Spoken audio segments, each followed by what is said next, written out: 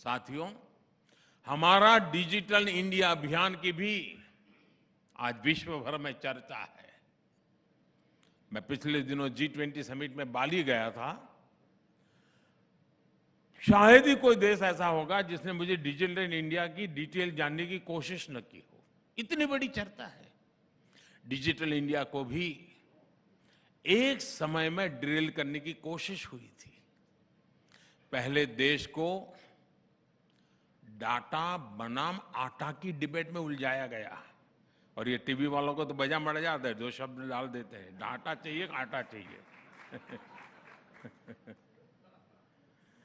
जनधन, आधार, mobile की Trinity को रोकने के लिए इन्होंने संसद से लेकर कोर्ट तक क्या क्या प्रपंच नहीं किए। 2016 में जब मैं देशवासियों को कहता था कि आपके बैंक को आपकी उंगली पर लाकर मैं खड़ा कर दूंगा, आपकी उंगली पर आपकी बैंक होगी, तो ये लोग मेरा मजाक उड़ाते थे। कुछ छद्म बुद्धिजीवी तब पूछते थे, मोदी जी बताइए, गरीब आलू टमाटर डिजिटली कैसे खरीदेगा? अच्छा, यही लोग बाद में क्या बोलते हैं, अरे गरीब के नसीब में आलू टमाटर होता कहां है। ये ऐसे ही लोग हैं जी। यहां तक कहते हैं गांव में मेले लगते हैं, मेलों में लोग कैसे डिजिटल पेमेंट करेंगे?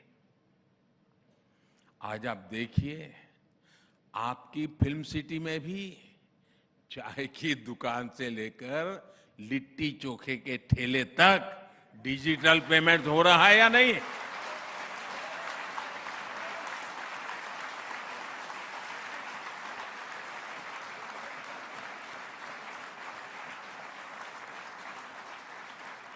आज भारत उन देशों में है जहां डिजिटल पेमेंट्स सबसे ज्यादा हो रहा है दुनिया की तुलना में।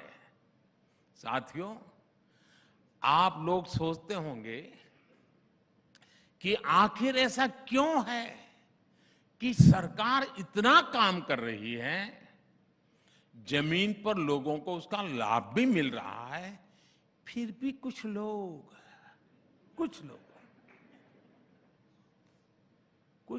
को मोदी से इतनी परेशानी क्यों है?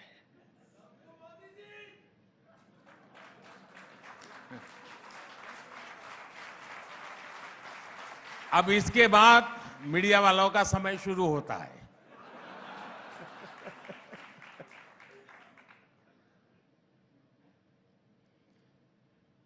और आज इसकी वजह मैं भी रिपब्लिक टीवी के दर्शकों को बताना चाहता हूं। ये जो नाराजगी दिख रही है ना, ये जो बवाल हो रहा है, वो इसलिए है क्योंकि कुछ लोगों की काली कमाई के रास्ते मोदी ने हमेशा हमेशा के लिए बंद कर दिए।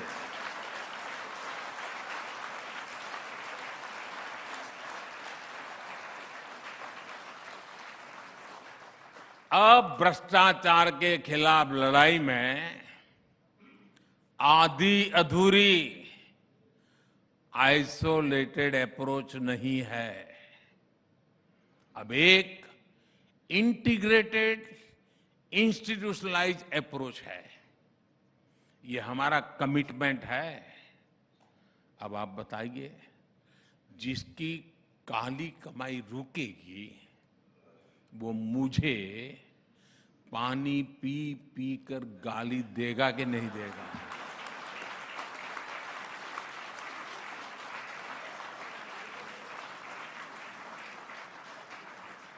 वो कलम में भी जहर भर देता है। आप ये जानकर हैरान रह जाएंगे कि जेम ट्रिनिटी, उसकी वजह से सरकारी स्कीम्स के करीब 10 करोड़, आंकड़ा कम नहीं है साहब, 10 करोड़ फर्जी लाभार्थी बाहर हो गए हैं।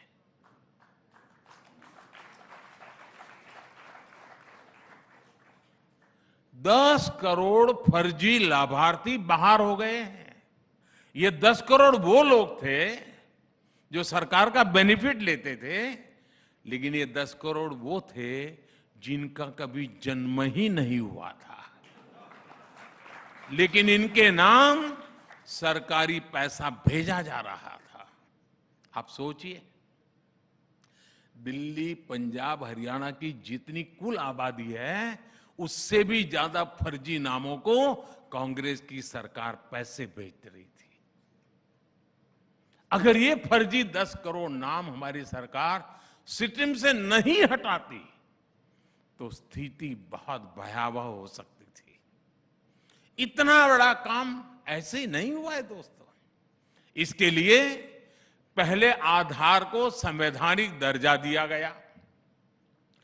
45 करोड़ से अधिक जनधन बैंक खाते मिशन मोड पर खोले गए।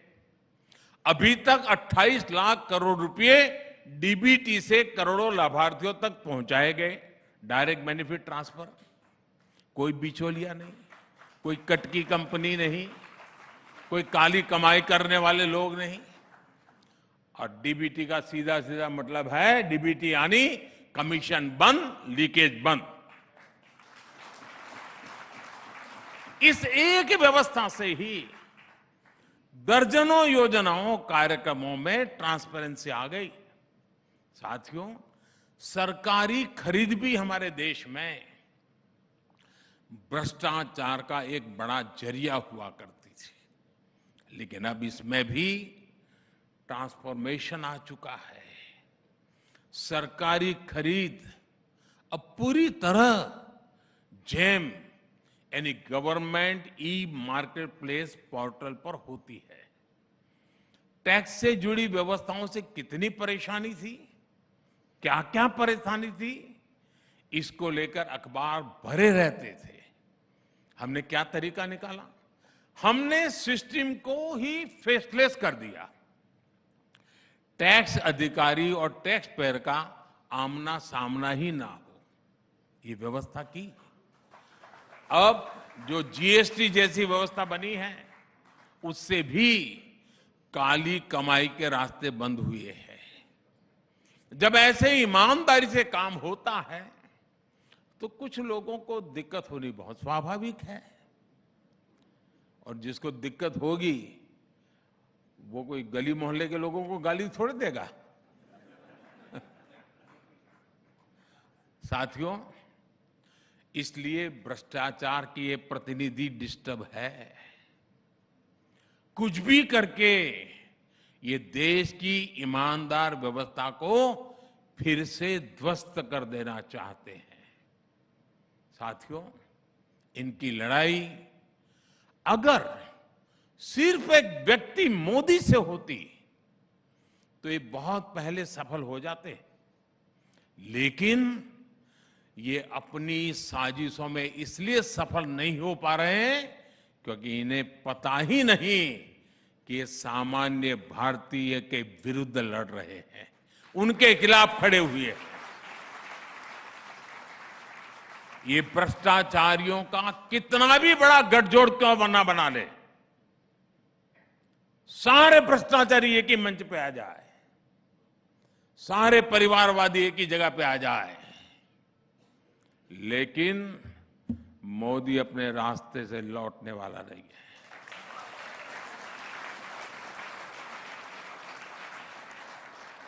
भ्रष्टाचार और परिवारवाद के खिलाफ मेरी लड़ाई जारी रहेगी दोस्तों,